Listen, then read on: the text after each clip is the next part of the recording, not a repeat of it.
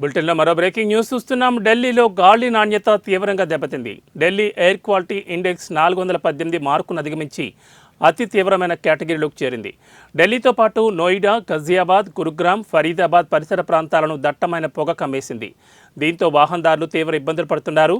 ప్రతికూల వాతావరణ పరిస్థితుల కారణంగా 10 విమానాలను దారి మళ్లించారు. వీటిలో 6 జైపూర్, 1 లక్నో విమానం ఉంది.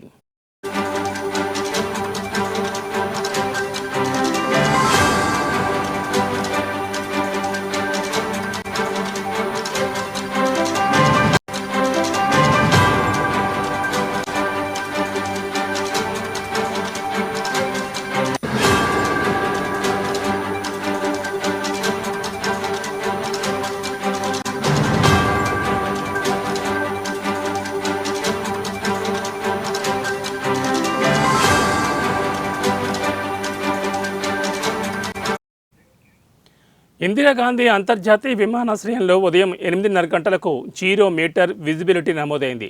ఢిల్లీలో 2 వారాల పాటు వెరీ పూర్ కేటగిరీలో కొనసాగిన ఏక్యూఐ బుధవారం ఒక్కసారిగా అతి తీవ్రమైన కేటగిరీలోకి ప్రవేశించడంతో విజిబిలిటీ తగ్గింది. కాలుష్యం కారణంగా దట్టమైన పొగ కమ్మేయడంతో అధికారులు ప్రత్యామ్నాయ చర్యలు చేపట్టారు. హాట్స్పాట్లుగా గుర్తించిన ప్రదేశాల్లో నీటిని జల్లులుగా చిలకరించడంతో పాటు నిర్మాణ, కూల్చివేతలు జరుగుతున్న ప్రదేశాల్లో ధూళి నియంత్రణ చర్యలను అమలు చేస్తున్నట్లు చెప్పారు.